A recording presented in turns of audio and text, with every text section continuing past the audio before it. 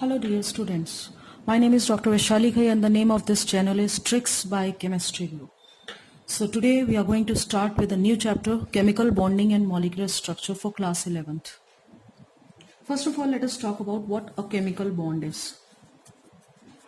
As the name of the chapter suggests, here in this chapter we'll talk about the formation of compounds or molecules because of this chemical bond. So what chemical bond is? This is one force of attraction that holds the atoms together within the molecule. So if I say any bond, so bond basically is a force of attraction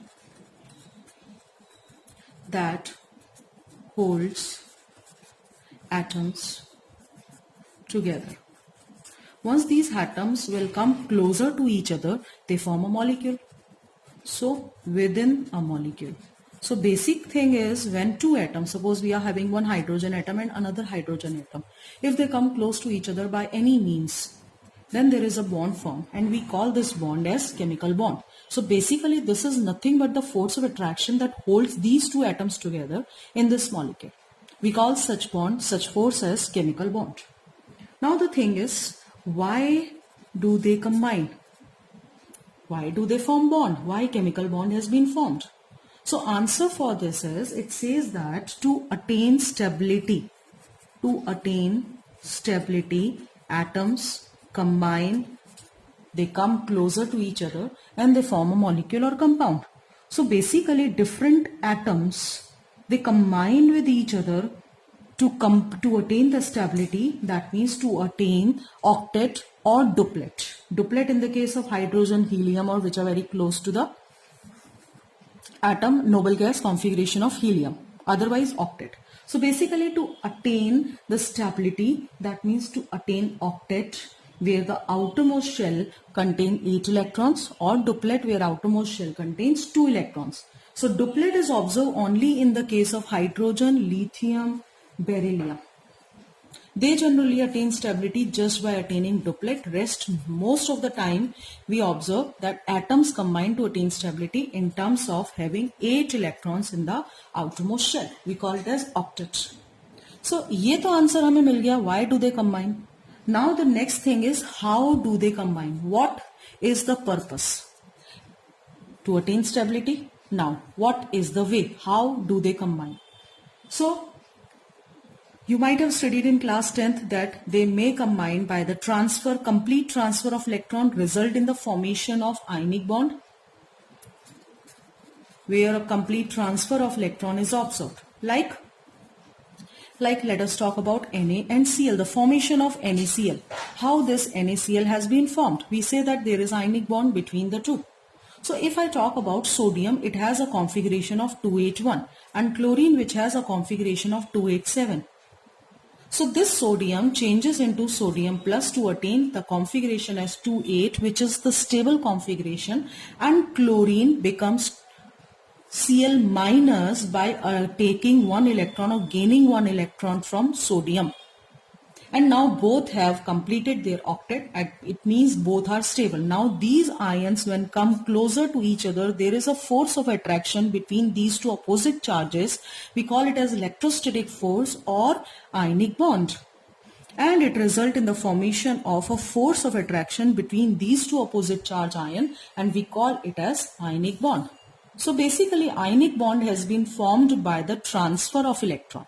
1 electron has been transferred from the sodium to chlorine, which results in the formation of opposite charge ion, and finally we'll get a bond that we call as ionic bond. So this is one of the way how do they combine. We call it as ionic bond. Now let us talk about another case. Second, we have covalent bond. That means they may combine via covalent bond formation also. Now what does it mean? Covalent bond says that when the sharing of electron takes place, it results in the formation of covalent bond by sharing of electrons. So when the shared electrons are contributed equally, we call it as pure covalent bond, and when the electrons are contributed entirely by one of the atom, then it becomes coordinate bond. We'll discuss coordinate bond later. Let me tell you first about this covalent bond. So covalent bond says mutual sharing of electron. So I can say coordinate bond is also a type of covalent bond where one-sided sharing is observed. Let us take an example of covalent bond. Say I am having oxygen atom, another oxygen atom. These two will combine and will get O2 molecule. How do they combine? If I go through the configuration, we have 2,6 configuration for oxygen atom.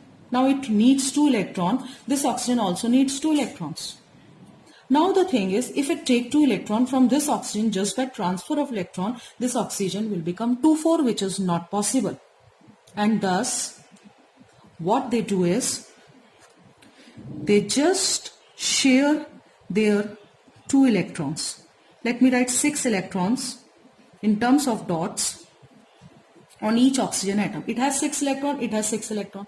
So what will happen is, this oxygen will share its 2 electrons along with another oxygen atom. It becomes 8. Similarly, this oxygen also share its 2 electrons and attain the configuration and attains the stability as 2,8. It means there is a mutual sharing of 1, 2, 3, 4, total 4 electrons, or I can say it as 2 pair of electrons. Mutual sharing takes place. And one bond is formed by 2 electrons. So now we are having total 4 electrons, and thus 2 bonds have been formed. And thus it results in the formation of O2 molecule, which is formed by sharing of electron. Let us take one more example for covalent bond. So I am having Cl.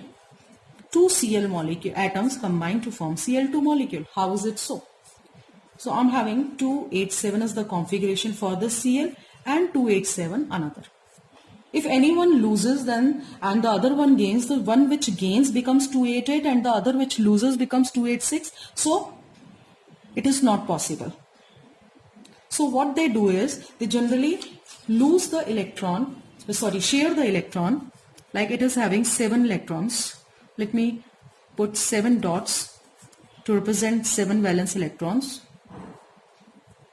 Now in this case, they are having 7 valence electrons, and it take 1 electron by sharing from this chlorine atom. Similarly, the other chlorine atom will take electron from the first chlorine atom. That results in the formation of a single bond because there is a mutual sharing of 1 electron each of chlorine atom. That means 2 electrons are involved in this sharing. I could say it as 1 pair of electron has been involved. Thus 1 bond has been formed. So this is mutual sharing. This we call it as covalent bond. In the case of coordinate bond, let us take an example of ozone. Coordinate bond. In the case of coordinate bond, we have one-sided sharing of electron. What is this one-sided sharing of electron? It says that one atom is having incomplete octet. Let me take an example of O3. We have just now discussed about O2. O2 is formed by the equal sharing, the mutual sharing of electrons, right? What will happen when one more oxygen will come? If they form a bond just by mutual sharing, so it has now 8 electrons, it also has 8 electrons, and now these 2 oxygen atoms are not ready to form a stable bond with the third oxygen atom. Whereas this oxygen still has only 2,6 electrons, that means 6 electrons in its shell. So it needs a pair of electrons. So what happens in this case, or in such cases where one-sided sharing takes place, it has this pair of electron which is available to the oxygen atom so that it also becomes 2,8, but is not in return taking the electron from this oxygen atom. So what will happen finally? This oxygen is giving a pair of electron, complete pair of electron to the another third oxygen atom. Whereas in these cases we have observed that it is mutual sharing of electron. That means one electron, if it is involved in of chlorine, then another electron is of another chlorine atom. Whereas in this case, both the electrons have been participated from the same atom. So one which is allowing its electron to form a bond, we call it as donor atom, and other which is accepting, we call it as acceptor atom. So how do we represent such type of bond? So there is a mutual sharing between two oxygen atom, normal covalent bond. Whereas with the third oxygen atom, it is one-sided sharing. That means both the electrons are involved from one atom. And thus we call it as coordinate bond, which is represented by an arrow pointing towards the acceptor atom from the donor side. Donor which donates and acceptor which accepts. So it is pointing towards the acceptor atom away from the donor atom. So this is the coordinate bond.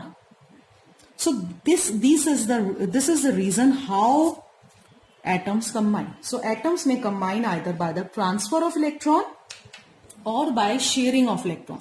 So in transfer of electron we have studied about ionic bond.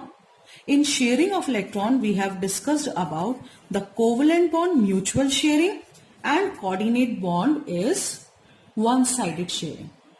So this all about is the basic introduction of this chapter, and in the next video I'll explain you about the Lewis dot symbol.